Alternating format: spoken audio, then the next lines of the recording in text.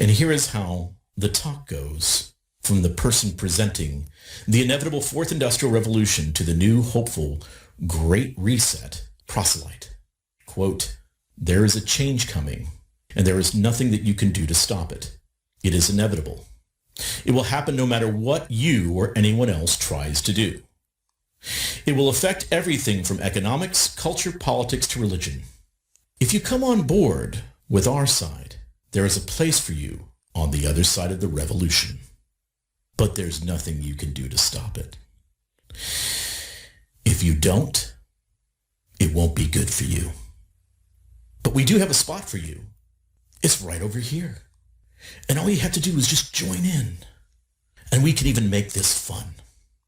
Hey there, guys. I hope you're all doing well out there. I had mentioned to a few of you months ago that I would be doing a video on the Great Reset, and this is that video. So there's already a lot of information out there about the Great Reset, and I want to focus on a couple of specific points, especially the Great Reset within the Christian church. And it may seem counterintuitive even to think that there is a Great Reset within the Christian church, but clearly the church has been infiltrated with certain people who hold certain agendas for quite a while now. And we're finally seeing the full and complete fruit of these individuals, and it is rotten to the core. So, in case some of you have been completely living under a rock, the Great Reset is an initiative that was proposed last June of 2020, by the Economic Forum in Davos. I'm actually on their website right now, so this is a real thing. This is weforum.org/great-reset for anyone who wants to find the website. This was an initiative supposedly inspired by COVID, but the goal is sustainable growth and development. And if you're familiar with UN Agenda 21, which has now been basically rebranded as UN Agenda 2030, then this is more or less the exact same thing. I mean, it's so similar that for all intents and purposes, it's the same thing. So I'll play in the background their little propaganda reel, and you'll see that they're showing people going about their business. They're showing, factories, people on trains, people suited up because of the virus. Oh no, a lot of bad things, fires and locusts and riots, right? And this is all the stuff that was happening last year, sure, but those things were happening for a reason. And many of them are just natural disasters that occur anyway, right? Fires, hurricanes, that sort of thing. So you quickly see that the agenda turns to resetting all of our systems, tearing down what we have and rebuilding something new. And in a way that the elites, the billionaire class really, can have control over the growth and development of the world. And not just the growth and development of the world, really have control over everything that's happening in the world, right? More surveillance, more tracking, more, dare I say, communism? We're going to get to that. So I'm jumping the gun here. But the tagline that everyone remembers is, "You will own nothing and be happy." So if that's not a blatant remark about socialism and the coming socialist revolution, then I really don't know what is. And I don't know what would set people off to realize it if telling people that you're not going to own anything doesn't do the trick, right? Because if you don't own anything, then who does own all the stuff? Because the stuff's not going away. Just your right to own it. Very strange that they would put this out in the open at this stage in the game. It really makes you wonder how far along their plans are. Obviously, they're a little further along than most people realized, and obviously they've been pushing forward very quickly over the last year. And this is Klaus Schwab on your screen right now, the bald man speaking.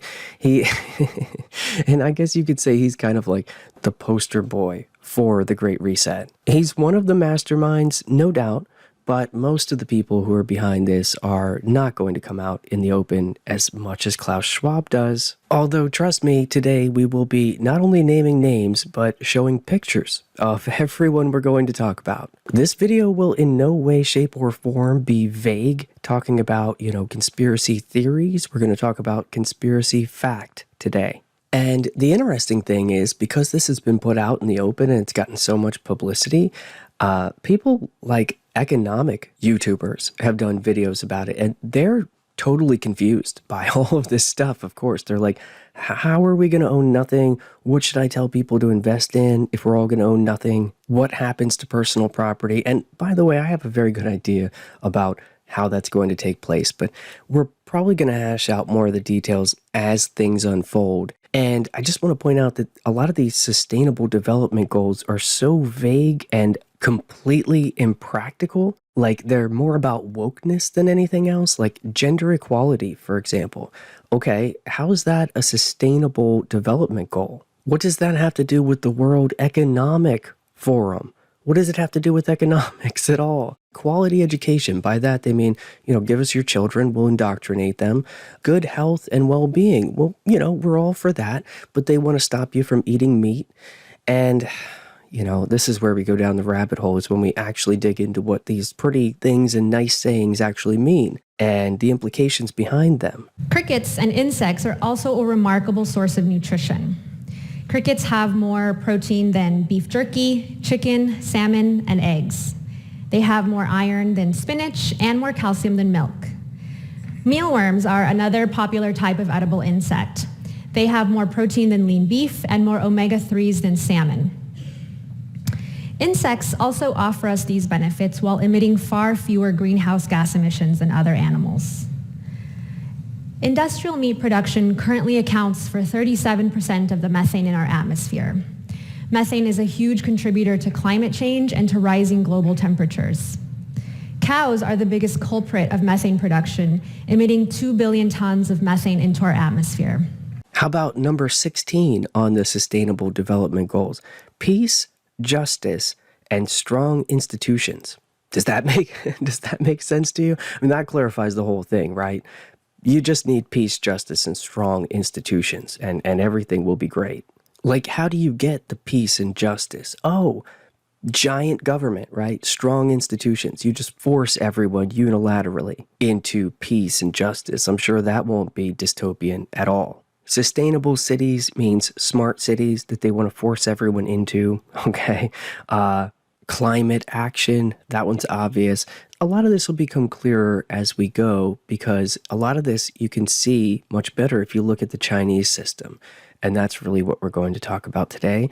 I want to introduce you guys to a brother named Michael O'Fallon. He has the YouTube channel Sovereign Nations. He has the podcast called The Causes of Things, and he does great work. I mean, just great work. You need to subscribe to Sovereign Nations if you haven't already. But I want to go through a video that he made about a year ago on the Great Reset. And I'm going to skip the introduction, which I totally suggest you watch the whole thing after you watch this video. I'm going to go through and comment on it, so you'll probably get different ideas and things from this video than if you go watch the whole podcast in its entirety. Just be advised that the introduction that I'm skipping is actually about the French Revolution, and he does such a brilliant job of comparing the Great Reset and the time that we're going through now to the beginnings of the French Revolution, and then he draws out the full implications of the violence and chaos that took place in what they call the Reign of Terror, where they were cutting off the heads of the nobility and destroying the old system.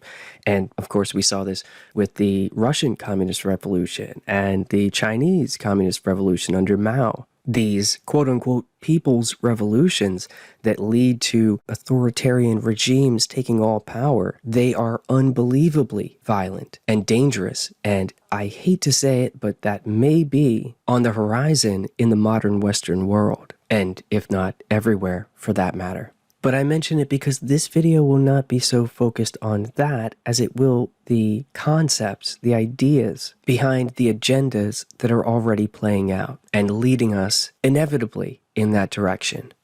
Today, in what is now post-constitutional America, we have another organization that has taken control of our nation, where our executive branch, governors, mayors, and county officials have sadly ignored the Constitution, their oaths of office, and turned over the control of their economy, the free movement of people, the gathering of people, and even the functioning and practice of religion to the Department of Public Health. The Department of Public Health that has shut down religious services all over California.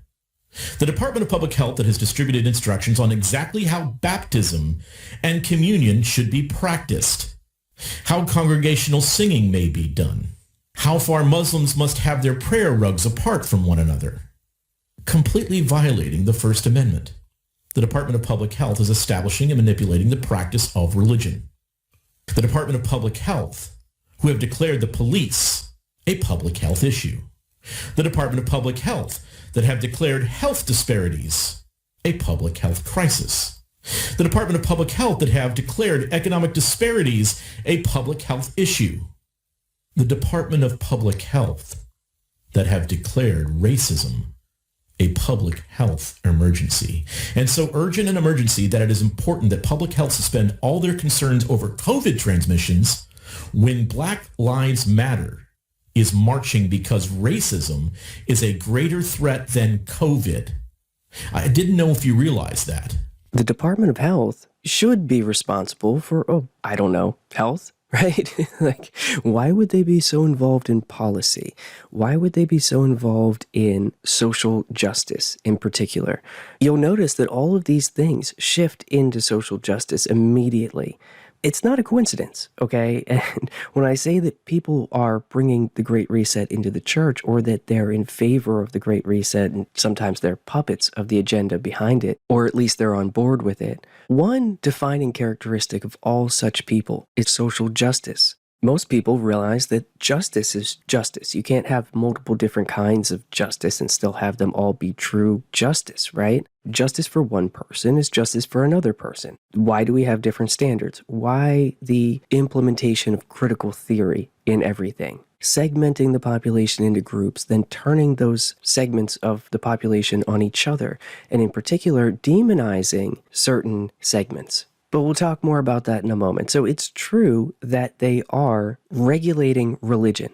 Well, I thought they couldn't do that because of the First Amendment, here in America at least, right? And they are stopping people from peacefully protesting in many cases. Because of COVID, you can't have that many people anywhere near each other. And even if you socially distance and you have the mask on and you're outdoors, in many cases during the lockdowns last year, they broke up protests and just disbanded things when people were saying things in opposition of the government narrative, which is truly the narrative of the wannabe world government. So I started off here for a reason, because we often see COVID being the excuse for these things, right? Oh, you can't do this and that because of COVID.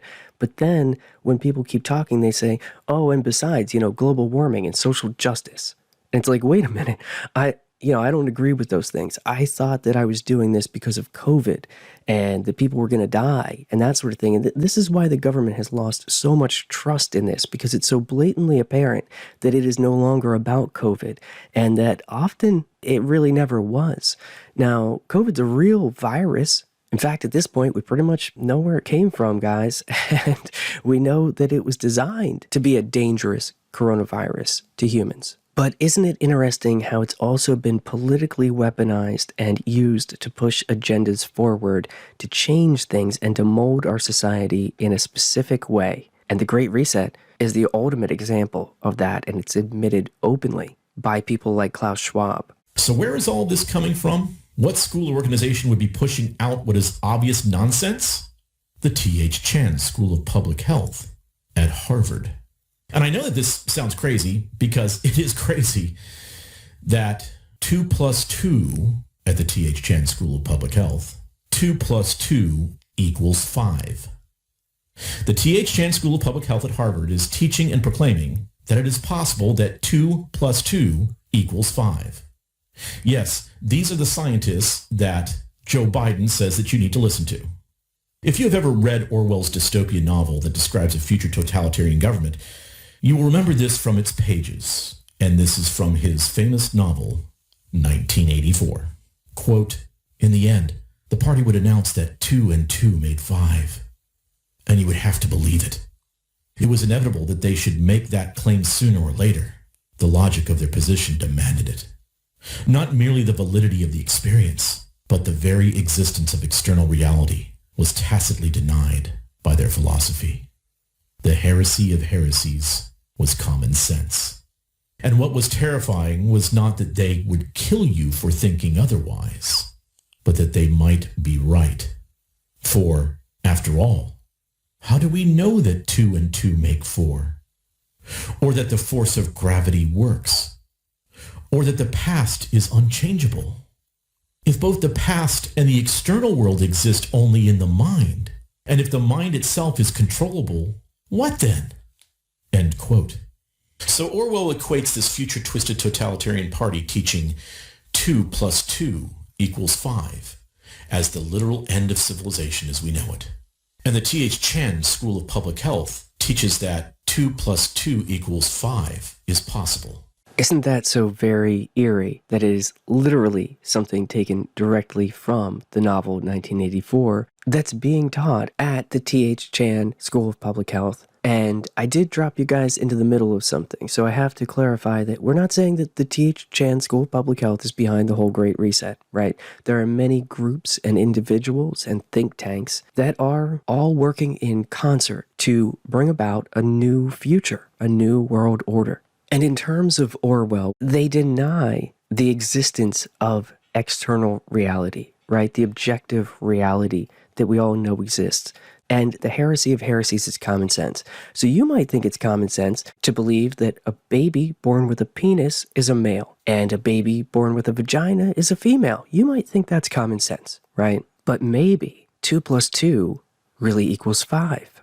Maybe it doesn't equal 4. You were wrong, you see. And the fact that external reality proves to you that 2 plus 2 equals 4 and that that baby is a male or a female, well, you're just mistaken, and there are experts who know better than you do. Just like they've found Ivy League experts, like the T.H. Chan School of Public Health at Harvard University, of all places, to tell you that racism is more of a public health crisis right now than COVID-19 is. And by the way, 2 plus 2 can equal 5, because the exact same people tell us so. And all we can do, guys, right? All they tell us to do is listen to the experts and follow the science. Even if the science says that down is up is down, and they tell you tomorrow to walk on your hands and put a hat on your feet, you better just get good at handstands, okay? Because that's the new reality. Does that make sense? We talk about the Great Reset, the New World Order, and all of these things on one hand, and we talk about China on the other hand. Usually, people don't seem to make the connection between the two. China already has these things. They have the social credit score. They have the labor camps, the re-education camps. And look at what they're doing to the Uyghurs and to other political opponents. These are torture camps. There's mass genocide going on. And at the same time, they have control over the internet in their country. They have mass surveillance that is even more imposing than our own. And you don't question the Communist Party. Everyone knows that that's who's in charge of the country in China, and you can't do anything about it. So essentially, if the elites in the West could bring about almost the same system, they would have almost the same control. And the thing that they think will enable this is what they call the Fourth Industrial Revolution. It incorporates technologies such as machine learning, otherwise known as artificial intelligence, virtual reality, cryptocurrency. Many other technologies are a part of this supposed Fourth Industrial Revolution. Klaus Schwab actually wrote a book called The Fourth Industrial Revolution just a couple years ago, and they're very excited about this. They're excited that every single device you own can record you. It can record your audio, your video, you're being watched all the time. I mean, how is this any different from 1984 in terms of the technology and the motivations? The only difference that I can see, significant difference at least, is that the laws aren't in place yet. But I ask you this, what would the laws look like if the world was run by social justice warriors? And I'm not suggesting that the billionaires are themselves social justice warriors. They, at their heart, only want money and control. But those people are the literal useful idiots, right? I'm not just calling them idiots, by the way. This is a social and political term that's attributed to Lenin. And it basically just means that you go around propagandizing other people for an agenda that you yourself don't completely understand. So they are the useful idiots who are supposed to bring about this agenda by self-policing everyone, right? That's why, look, you can't even say certain things online anymore. anymore. And I don't mean hateful, derogatory things. I mean common sense things. I mean things that I say. This is how I know that you're not supposed to say them anymore, okay? I live in this reality where I come online and I say the truth. And let's just say that that's frowned upon more and more every single year that I've been doing it. I've had way more videos taken down over the last year than in the history of me being on YouTube, and I first started my channel in 2014. I think I had a total of 7 videos removed from YouTube just in the last year. I also got a strike for hate speech, by the way, and bullying, which you guys know I've never engaged in hate speech or bullying in any way, shape, or form. I digress. The real point here is that we're moving toward a system for which the model is the Chinese communist system, and that should really scare people and wake people up. I'm not saying we're going to wake up in that system tomorrow, but we are moving in that direction, and there are people in this country, in the big think tanks, and also politicians who are in office right now, who want to move in that direction, who want authoritarian power. And we're just seeing that more and more by the week as I record this in September of 2021. And sadly, this is just the tip of the iceberg in what the T.H. Chan School of Public Health at Harvard is doing. The T.H. Chan School of Public Health promotes the concept that racism is a public health issue.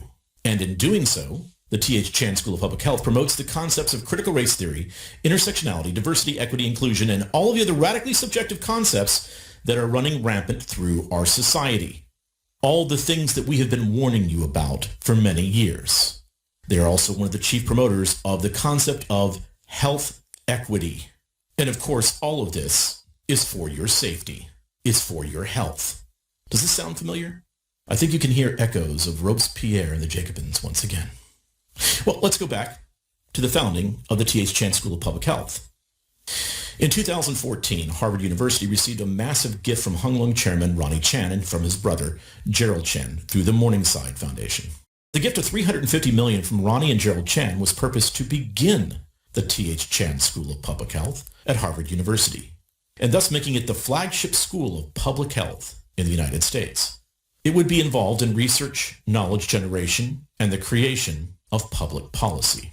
The T.H. Chan School of Public Health would create the kind of public policy that would suspend the First Amendment, call for the ending of the Second Amendment, and call for ending or defunding the police and law enforcement in the United States as we know it. And Ronnie has many investments in China and Hong Kong, is the president emeritus of the Asia Society, has been a board member of the Council on Foreign Relations and the World Economic Forum. In an interview with the New Zealand-based publication The Market, Ronnie states the following in this dialogue.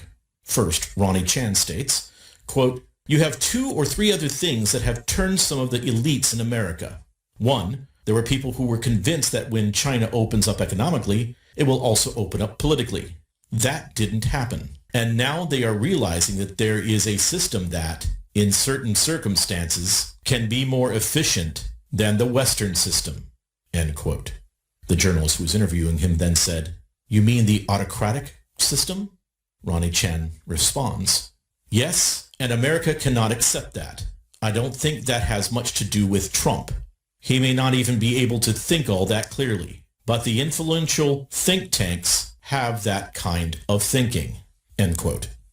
So, once again, Ronnie Chan is possibly influencing the public health policy of the United States through the T.H. Chan School of Public Health, and is stating that there's a better system, a more efficient system than the Western system, and that many here in the United States are starting to understand that maybe we should transition into that new system.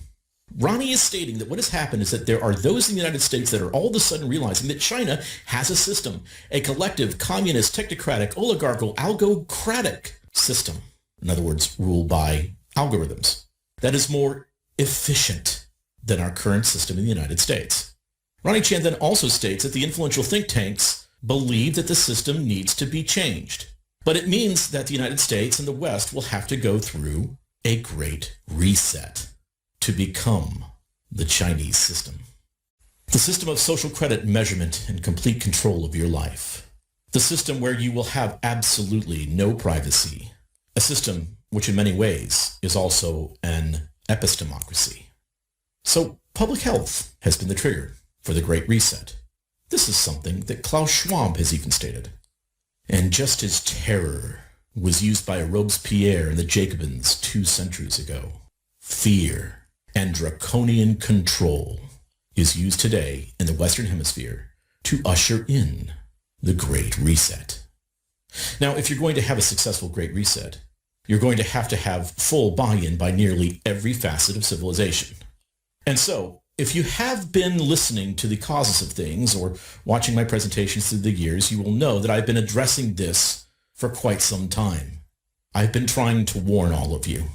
I have been warning that this will all be a top-down, bottom-up, inside-out move. Because if you're going to create a successful revolution, you're going to need buy-in from key players in everything. In education, legal structures, politics, religion, law enforcement, health, and across every facet, every single one of every affinity group across the nation. And we're getting to the heart of the matter here. You need buy-in from all facets of human life, from all parts of society. And one of those aspects of human life is religion. And here in the West, it just so happens that Christianity is the dominant religion. And so we look at these people in the church who are teaching things that are obviously wrong. And in the general sense, that's nothing new. There have always been false teachers, right? Just as there were false prophets in ancient Israel, there would be false teachers among you. That's 2 Peter 2:1. The difference here is that we see certain people trying to introduce the concept of social justice into the actual gospel. And then there are those who aren't literally saying that you're in sin if you're not doing the work. You know, confronting your privilege and fighting to defund the police and tear down the institutions that we have. And all the other woke social justice stuff. You know, we should be fighting the patriarchy, just on and on. I'm sure that most of you understand what I'm saying because it's been forced down your throat so many times at this point, not just here on YouTube, but also on social medias like Twitter and Facebook and all that stuff, and on television, and in movies, and in sports games, and now it's being taught in schools. And thank goodness there's a serious backlash. People finally are waking up to the fact of what critical race theory really is, that these people believe a completely alternate version of history in which the United States of America becomes founded in 1619 rather than in 1776, and somehow the nationhood of the United States is more tied to the transatlantic slave trade and antebellum slavery than it is to the actual founding documents and Declaration of Independence.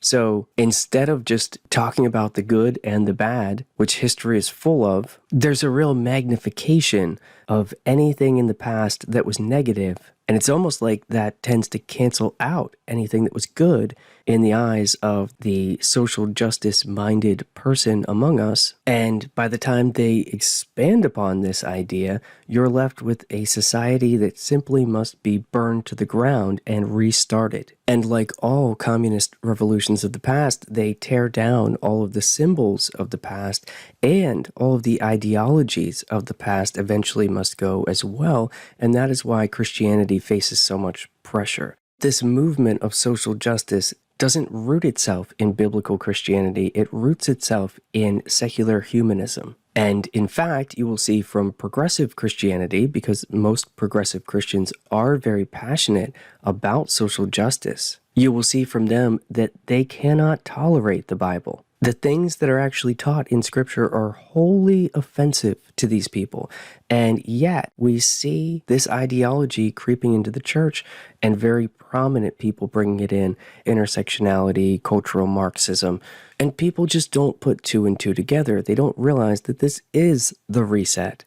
This is the revolution that the elites are seeking. These people are the poster children for it. They are coming and preaching the gospel of the new Fourth Industrial Socialist Revolution, which is known as the Great Reset, and they're presenting to you all of the social and political ideas. They're going to fix the world and make everyone equal. Just continue to keep in mind the Sustainable Development Goals, okay?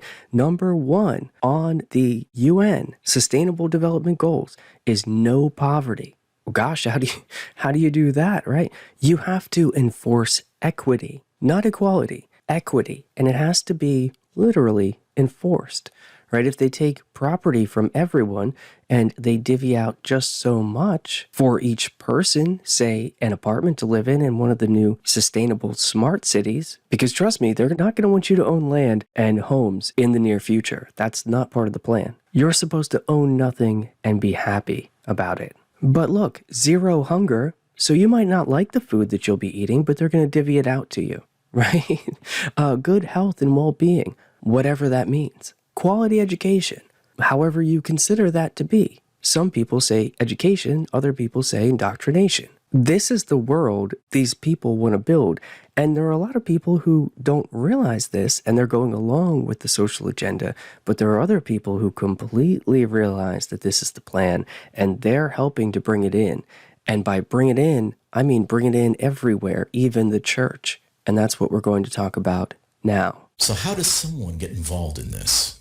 Well, first of all, just through a plain meeting, maybe a dinner, maybe someone's taking you out to lunch.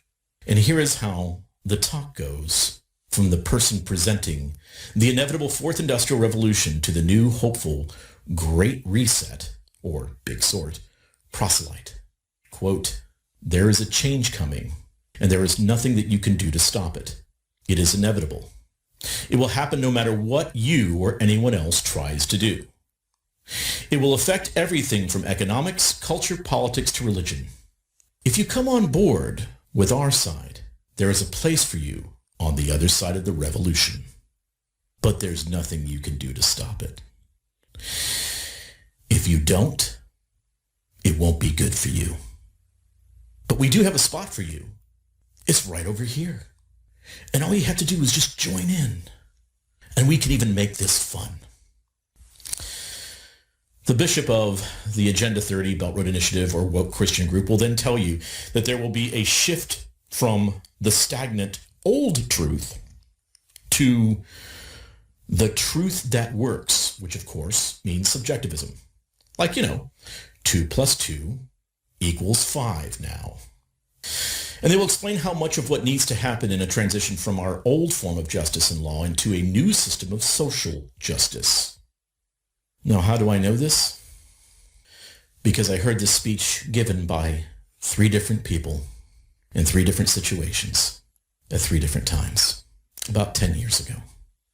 And sadly, the 3rd time that I had heard a rather softened and Christianized version of this revolutionary, deceptive nonsense was in Orlando, Florida, across the street from the Southern Baptist Convention about 10 years ago.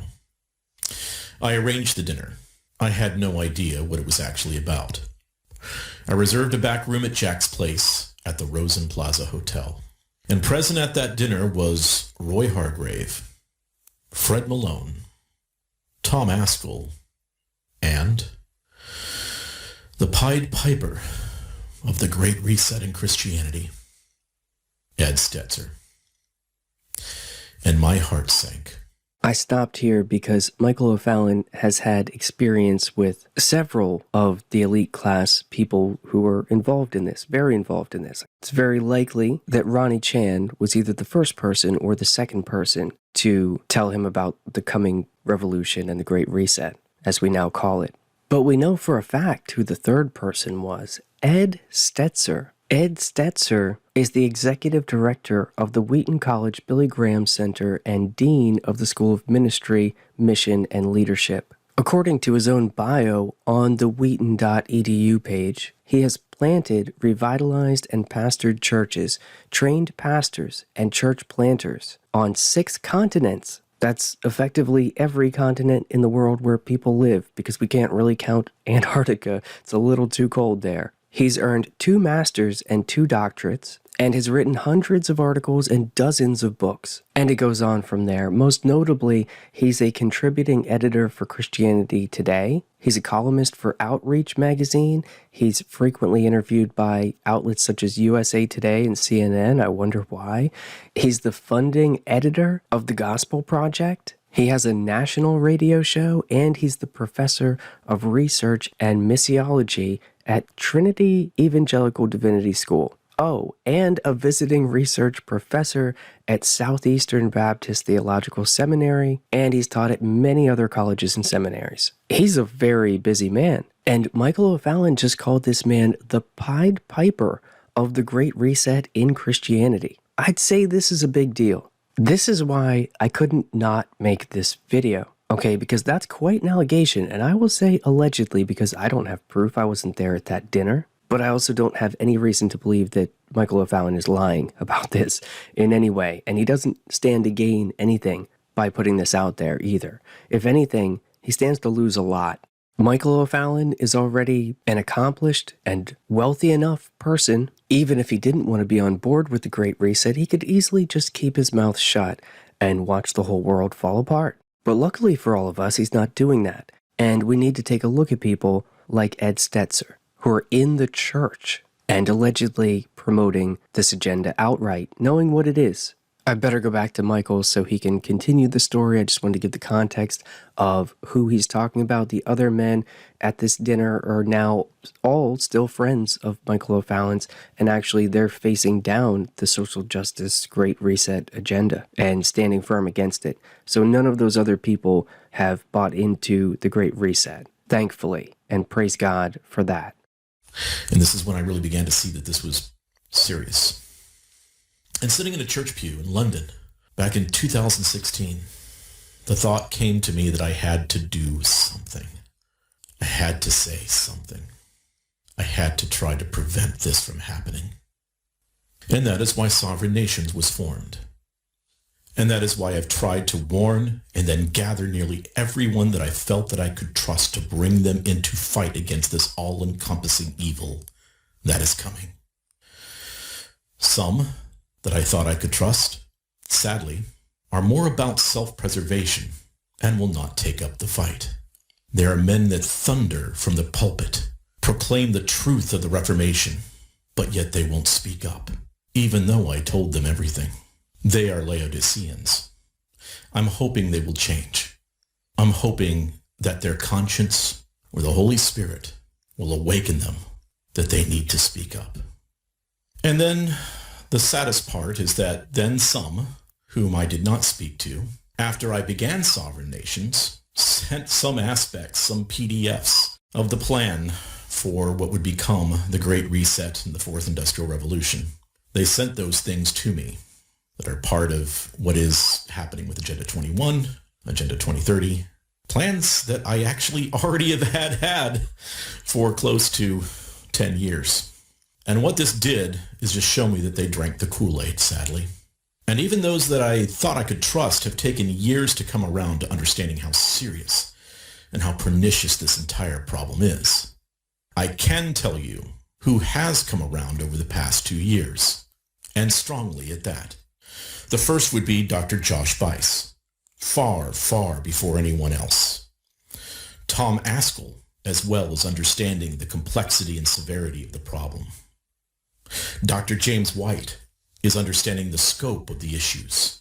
I'm thankful for Dr. White, as he had mentioned on his last webcast, that he had first heard about all this from me several years ago. And that it sounded crazy at first, but now he can see what has happened to us. And he's standing up. Dr. James Lindsay has a full grasp of what we are facing and how we need to deal with it. So now, let's review exactly what the issue, the Great Reset, is by going over what I've said over the past 3 years and the causes of things. Firstly, there has been an operational preparation of the environment of our civilization for the past 12 years, integrating concepts of critical theory, deconstruction, and introducing cynical concepts of anti-nationalism and hatred of our civilization from our educational institutions, our arts and media, our national pastimes, our corporations, our politicians, and saddest of all, coming through our faith. All of our churches, politicians, national sports, musicians, entertainers, educators, and nearly every major corporation has piggybacked cynical theories, destructive ideas onto these legitimate areas of our culture to convince you to hate those that have less melanin in their skin, to hate the founding of our nation, to hate the systems that we have fought so hard to make equal. The malicious and poisonous ideologies have come through some of our most trusted institutions, such as through education, our churches as well. And this is why we've referred to this entire issue as a Trojan horse.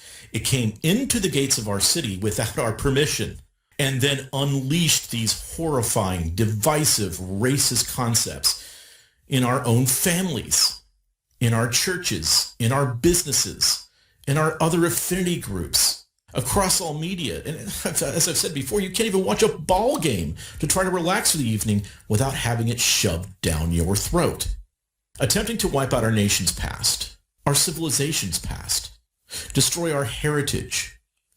Every memory of the past, for this to work, for this great reset, this year zero, this Jacobin plan to work, even Abraham Lincoln, even Frederick Douglass must go. We are also told to hate all of our systems, that all of our systems are filled with sin. They are filled with hate. They are unequal. We must have equity. That everything is filled with systemic racism, with unequal systemic corruption. These are not ideas, folks, that come from people who love the United States. And now those that are supplying the monetary push behind this criticism and the revolution behind it are now offering their long-planned, well-thought-out solutions. A great reset. They're saying that we need to replace our operating systems in our civilization across the globe. They're insisting that we need a year zero, a complete reset, just like Robespierre, just like Pol Pot in Cambodia. They're saying that our systems have been damaged and we need a new system. And golly, they're the ones that are just here to be able to save it.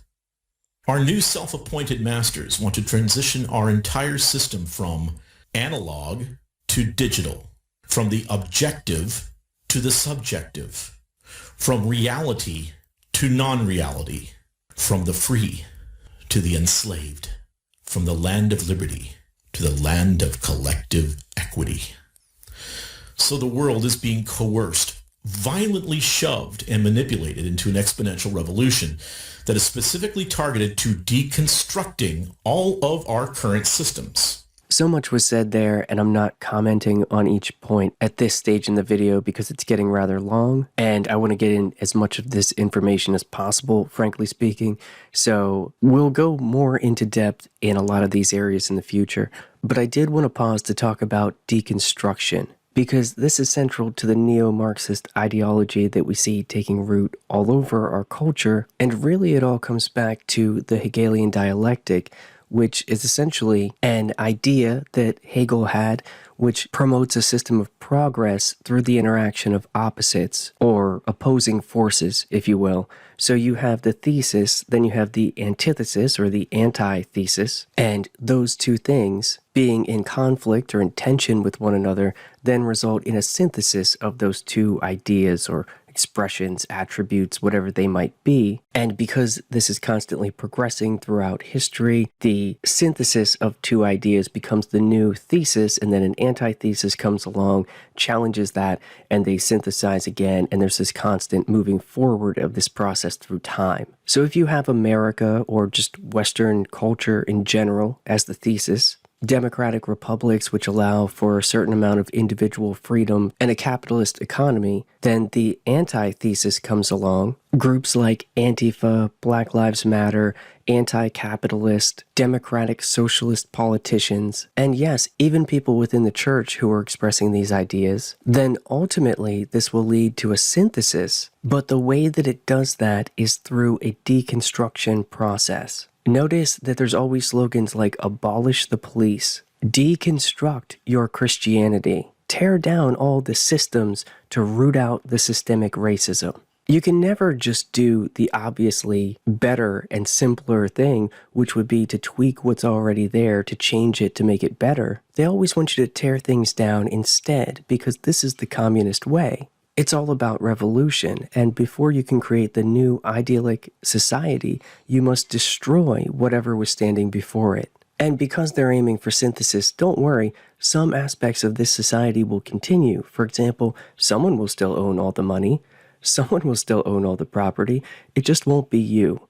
because they have a predetermined outcome, and this systematic is not just the way that reality works, it's a way of obtaining things when used properly by the hands of the elite. And that's why Marx himself liked Hegelian philosophy. He thought he came up with something that could be used to bring about the necessary political and social revolution, which would result in the New Age. Literally, I know I just used the term New Age, but literally, Marx believed that there were 5 epochs, or ages of human civilization. The first being the primitive, the next was the slave epoch, then the feudal epoch, and then finally the capitalist epoch. And then the next epoch, which he predicted and tried to bring about, was the socialist and communist epoch. And if you didn't watch my video last year where I showed Vodi Bakum talking about this, he broke down how we moved from Marxism into neo-Marxism. And so all the social justice people who take offense when you call them a Marxist, no, we're not calling you a Marxist, we're calling you a neo-Marxist. And then they switch up terms on you and say, oh, well,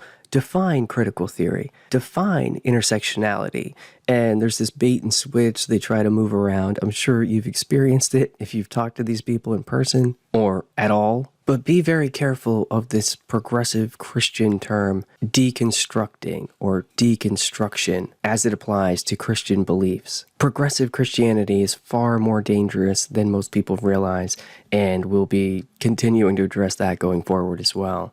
And the reason for all this massive, all-encompassing deconstruction is because those that wish to force their totalitarian, intrusive, manipulative, mind-controlling, liberty-stealing, constitution-ending, faith system-transforming, nation-destroying systems is that the deconstructionists are trying to convince you that our old system has led to unsustainable challenges and problems, such as problems with inequality, a lack of diversity, and the meritocratic system, as opposed to an equity-based system. They wish to convince you that we need a new beginning, a great reset on everything in our society and personal lives. Now, a little side note on this. Those that have come up with these ideas are old white men. Specifically, old white German men, old white French men, and as well, Chinese. And for many years, they have been creating these alternative systems that have absolutely no resemblance to our current systems. And if you remember, Ronnie had said that a lot in our think tanks in the United States are beginning to see that, boy, some of these other systems really work well. But there's a problem with this. When you lie to bring in these systems, when you pull this whole thing off, you're being dishonest. And you're trying to replace everything without our knowledge, without our input, without what would be a democratic process of change based on our current systems to safeguard our current systems. You're creating crises by problematizing, using critical theories, methodologies in every aspect of our lives, such as education, medicine, faith, transportation, science, math, sexuality, family structures, communities, everything. They are here to change everything without your vote or without discussion. None of this is being talked about in the presidential elections. And I've really tried to explain that these are the things that need to be talked about. And as much as everybody needs to be concerned about Hunter Biden's laptop and what his dad's been doing and taking in money from China, this has got to be also part of the conversation, and it just hasn't happened. There are monsters out there. Mark Zuckerberg, Eric Schmidt, Kamala Harris, Mark Carney, Jack Ma, Christine Lagarde, Klaus Schwab, George Soros. All these folks know exactly what's going on. A little inside baseball here, by the way. Mr. Soros is not thrilled with the idea of Xi Jinping being the one in the driver's seat, or the Belt Road Initiative being the major collective driving force behind the Fourth Industrial Revolution into the concept of the open society. By the way, I did add in photos of every single one of those people, so I may have gotten a little bit carried away. But I told you we were going to name names today. I thought the thing about Soros and Xi Jinping was interesting. And actually, I've seen recently that Soros has written articles about how Xi Jinping is a bad person and a threat to America and all of this and that. And the ironic part is that Soros has pumped tons of money into the Chinese Communist Party in the past. He just doesn't like this one particular leader because he is an actual challenge to George Soros's power in the world. And I think that's an interesting development. There's a power struggle within the Chinese Communist Party. And then there's a power struggle that's bigger than that between the elites in the East and the elites in the West. And these two characters are at the top of the billionaire class food chain. And there are a handful of other people up there with them, but there aren't very many people above them, however you look at it. And that's as far as power in the world goes, of course. God remains in control, and these people have the limited abilities that he allows them to have. And ultimately, they're just a part of his much larger plan. But we should be peaceful as doves and wise as serpents, as Matthew 10:16 says, because we are sheep sent out amongst the wolves. These people hold a lot of power in the world that we live in, and what they're doing is affecting the lives of many, and their influence on the church could be affecting the souls of many, as they're introducing destructive heresies into the Christian church, no doubt about it. And they're also suppressing the Christian church and our ability to evangelize in many places as well. Not to mention the more general policies that they're putting in place, which are terrible, and the absolute nightmare of a one-world technological dystopian society that they're trying to bring about. So we would be very foolish, very unwise not to at least pay attention to what these people are doing. And to me, it would be an abjugation of responsibility and duty not to call these people out, and especially not to warn people about the doctrines that are coming into the church and the intended result of those teachings, which is division, destruction, and ultimately revolution. And not the good kind of revolution. Revolution leading to an authoritative rule by people who are completely of the Antichrist spirit. I'll wrap this up in just a moment, but I want to let Michael O'Fallon make at least one or two more points. Soros isn't down with that. But you see, in their eyes, you are simply chess pieces. You are avatars. You are deplorable ants that need to be directed and controlled to usher in all of these new systems. Our old systems, those that have safeguarded life, liberty, and the pursuit of happiness, those systems that safeguarded individual rights, those systems that safeguard the autonomous concept of a democratic republic where the voice of the one in harmony with the voice of the many in a republican form of government respects the sovereign will of the people. You see, that's old because, those deplorable average people are stupid. The intelligentsia, the Jacobins, which are the monsters, know so much more than you do. And they have the new system that is ready to be implemented. And by the way, in this new system, you lose your property rights. Also, in this new system down the road, you lose your cognitive liberty. Not just your free speech, but free thought. They just have to push the system in with or without your permission. Destroying your economy along the way, that old economy that was working so well, if you remember. Now you just have to trash that entire system. It's broken. And all of your old dreams and plans. And by the way, with the corporations that are participating in the Great Reset that are on board with the World Economic Forum, folks like Bank of America and so forth, they've been knowing about some of this for quite a while. They especially knew about this in June, and they're still extending 15 and 30-year fixed mortgages. They're still extending bank loans with the understanding that those monetary instruments might be changing quite soon. Because in the plans, what needs to happen is that it all needs to be destroyed. All of it needs to be deconstructed. And it all needs to be replaced with what you have been planning for years. At the World Economic Forum, at Open Societies Foundations, at the UN, with China. For years they've been planning this. And sadly, for years I was quiet about this. And I shouldn't have been. I should have spoken up. And I should have been bolder with you over the last 3 years. But with all of us, it's fear. And also the fact that Some of the things that I said 2 years ago, you thought I was nuts to say these things. How crazy. That will never happen. Well, here we are. And even though the new system that is coming will prohibit your children from having a natural biological family as you have had, that all the generations before you obviously had, well, that's now on the chopping block.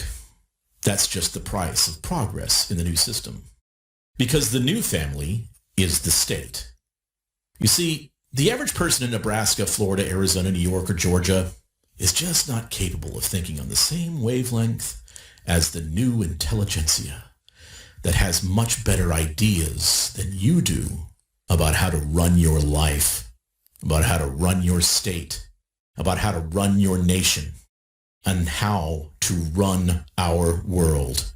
And certainly, they know much better than you do about how to plan the future and how to raise your children from here on. And again, this has already been laid out quite plainly for a number of years. You can go right to the websites of the World Economic Forum, to the United Nations Agenda 2030, and you can read it. Now keep in mind, these rules will not apply to the Davos man or woman. For the royal family, which is, if you've seen, Prince Charles has come out with his whole plan for the Great Reset. Or for those that are the engineers and architects of this new system. You see, that's the trade-off. You're protected in this great change. But you got to think about this too. I'm not the only one that knows this. There are literally thousands of people that know what's going on. They're just not saying anything, or they're just participating in it, even though they know that this is treacherous. I don't understand how you can sleep at night. I don't understand how you can look at somebody in the eye and gab on and on, knowing that you're lying to them, knowing that you know what's happening. But for you, proletariat citizen of the new oligarchical technocracy, you of the new revolution, you just need to do what you are told. Do not question the revolution. Do not question the lockdown, and shelter in place as the entire world is changed around you. You know, because the virus. And you know, the lack of melanin in your skin means that you are complicit with the old system. You know, the system that must be abolished? Well, if you're not on with the new system, maybe you need to be abolished too. So the language that must be used to usher in a completely new system must center around everything about systems. And that is the primary reason why you are hearing the pundits and priests and priestesses or whoever wants to usher in the new woke intersectional social justice digital system saying these things. It's the new language. The first thing that they had to do, of course, was to criticize our current systems out of existence. Problematize everything, correct? You criticize them at every opportunity, even creating fertile fallacies that will facilitate and give momentum to their narrative. Education, sexuality, health, policing especially. The reason that you have the defund the police movement is to defund law enforcement. And if you defund law enforcement and it has to shut down or leave, what do you no longer have where you are? You don't have the law. It also has to be in governmental systems. It has to be in every faith. Everything has to be deconstructed and everything criticized out of existence. All systems must be burnt to the ground. So, to problemize something is to look for, identify, or manufacture or expose the problematics in the old system associated with the old system. And so by criticizing literally everything, pancake syrup, rice boxes, even house descriptions, like the phrase master bedroom, that's a big problem. Classical music. You see, classical music is just too white. The rabid social justice critic must seek out and find those systemic things that might marginalize, exclude, minoritize, harm, cause oppression, or maintain hegemonic dominance in the new systems. So the new social justice-minded, neo-Marxist-inspired postmodern modern system of the new technocratic overlords is based upon the concepts of equity, equal outcomes for all. Everything will be based upon Foucauldian, Derridian, social justice-inspired, grievous-centered, vengeance-demanding system, intersectionality. The new system discriminates. The new framework system for nearly everything, faith, justice, health, politics, economy, does discriminate. That's what intersectionality does. And as the great African-American scholar Thomas Sowell has stated, a society that puts equality in the sense of equality of outcome ahead of freedom will end up with neither equality nor freedom. The use of force to achieve equality will destroy freedom, and the force introduced for good purposes will end up in the hands of people who use it to promote their own interests. Those are wise words from Dr. Sowell. So we must stop what is coming, because you couldn't even imagine the horror and the totalitarian nightmarish control that is on the way. And we must help others to understand what is coming, how our entire society is being played, and how those that are the loudest voices in the protests are all being used as human chess pieces, all to accomplish a terrible great reset into the fourth industrial revolution, into the new open society. A great reset that you never knew anything about and never gave them permission to force upon you. So it is time for us to get serious. It's time to understand the causes of things all around you, right now, this very second. Our future depends upon it, and we must win.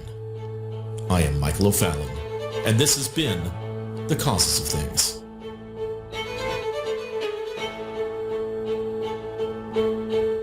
Guys, thank you all for stopping back to the channel. I'm sorry this went so long, but I had a hard time cutting that off. I think I can finish up my analysis by saying I agree with everything that Michael O'Fallon just stated. I hope you guys enjoyed the video. Thank you as always for stopping back to the channel. Please like, comment, subscribe if you haven't. It's very much appreciated. God bless you all. Grace and peace in the name of our Lord, Jesus Christ.